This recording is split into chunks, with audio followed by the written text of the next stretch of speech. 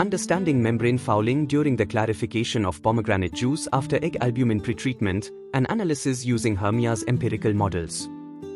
This important article is authored by the following scientists.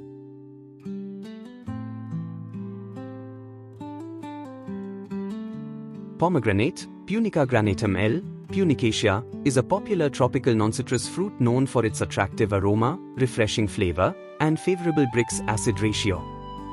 This juice is commonly used in fruit-based beverages, either alone or mixed with other fruit juices. The introduction of membrane processing enables the production of additive-free juices with high quality and a natural fresh-like taste. There have been a few studies on membrane filtration in fruit juice processing.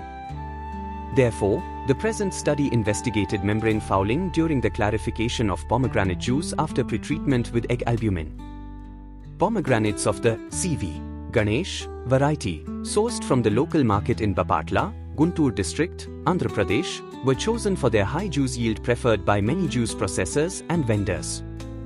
Hermia's empirical models were applied to evaluate the fouling phenomena in microfiltration, MF, and ultrafiltration, UF, of pomegranate juice. The flux data was fitted into existing fouling models to elucidate the fouling mechanisms during membrane processing. For each mechanism, a mathematical model has been developed to predict a decline in permeate flux and its limiting value due to fouling. The coefficient of determination, our superscript 2, values for the gel layer model ranged from 0.804 to 0.977 for the 0.2 m pore size membrane when filtering pomegranate juice. These are superscript 2 values suggest intermediate pore blocking followed by gel layer formation. It was observed that a gel layer formed upon prolonged duration of MF with pomegranate juice. Poor fitting was observed for the SPB, sieving porosity model, and CPB, cake porosity model, models.